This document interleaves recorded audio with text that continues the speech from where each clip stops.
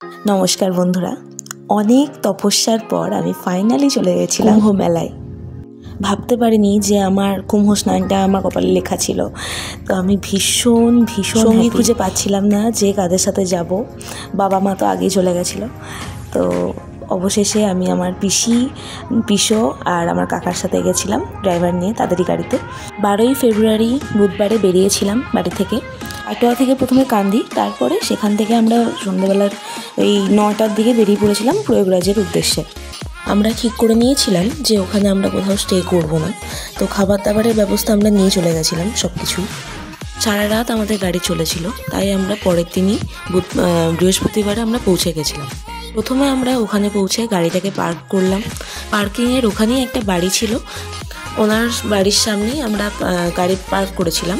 তারপরে ওদের বাড়ির ওখানে আমরা চেঞ্জ করে তারপরে বেরিয়ে পড়েছিলাম ঘাটের উদ্দেশ্যে। ঘাটে যাওয়ার জন্য আমরা ফার্স্টে টোটো করে নিয়েছিলাম।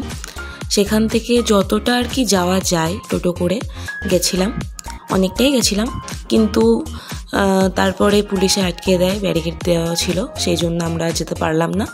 তারপরে ওখান থেকে আমরা হেঁটেছিলাম। কিছু কিলোমিটার হাঁটার পরই আমরা কুম্ভ মেলার দিকে চলে গেছিলাম। আমরা অফ টাইমে গিয়ে এত ভিড় পেয়েছি। তারপরে আমরা স্নানের জায়গায় গিয়ে ওখানে স্নান সেরে নিয়ে আবার বাড়ির জন্য ব্যাক করে নিয়েছিলাম। রাস্তাতেই আমরা লাঞ্চ আর ডিনারটাও সেরে নিয়েছিলাম।